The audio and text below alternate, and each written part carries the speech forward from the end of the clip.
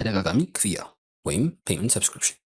ይህ በየወሩ የሚከፈሉ ክፍያዎችን የሚከፍሉበት መድረክ ሲሆን እዚህ ገጽ ውስጥ እንደገቡ መጀመሪያ የሚያገኙት ከዚህ በፊት የተመዘገቡ የወራዊ ክፍያ ዝርዝሮችን ሲሆን እዚህ ውስጥም የተመዝጋቢውን ስም፣ ስልክ፣ የአባሉን አይነት፣ የክፍያውን ምክንያት እንዲሁም የክፍያ መጠኑን ጨምሮ ሌሎችም በርካታ የዝርዝር ምክንያቶችን ያገኛሉ።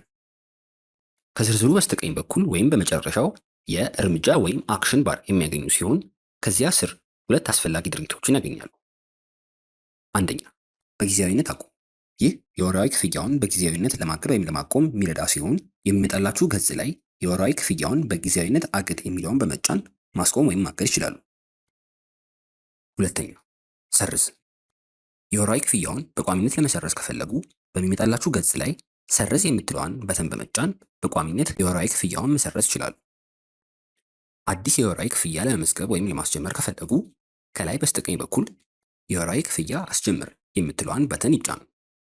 እዚህ የምታዩት የመጣላችሁ ገጽ ላይ የሚከተሉትን ቅደም ተከተል ይከተሉ። በመጀመሪያ የክፍያ ምክንያቱን ከሚመጣላችሁ ዝርዝር ላይ ገብተው በመምረጥ ያስተካክሉ። በመቀጠል የክፍያ ድግግሞሽ የሚለውን በመንካት ክፍያው በዓመት 4ቴ፣ 2ቴ፣ 1ዴ ወይም ወርሃዊ መሆኑን ያረጋግጡ። ከዚያም ክፍያው የሚጀምርበትን ቀን ከካላንደሩ ላይ በመምረጥ ይቀጥሉ። ከዚያም ክፍያው የሚመለከተው ማን እንደሆነ በመንካት ተከራይ ወይም ባለቤት መሆኑን ይወስኑ። ይህን ከመረጡ በኋላ ወደታች በመውረድ ዝርዝር የሚያገኙ ሲሆን ከዝርዝር ውስጥ ክፍያው የሚመለከታቸውን ሰዎች ይምረጡ። ክፍያው ሁሉንም የሚመለከት ከሆነ መጀመሪያ ላይ ከላይ ያለችዋን ቲክ ማርክ ሲነኩ ሁሉንም ይመርጥላቸዋል። ክፍያው የፓርኪንግ ወይም ከፓርኪንግ ጋር የተያያዘ ከሆነ ደግሞ የፓርኪንግ ክፍያዋን ቲክ ቦክስ ይንኩ።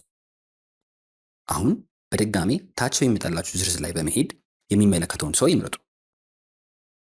ይህን ሲጨርሱ የገጹ መጨረሻ ላይ የሚገኘውን ወራዊ ክፍያ አስጀምር የሚለውን በተን በመንካት ክፍያውን ማስጀመር ይችላሉ።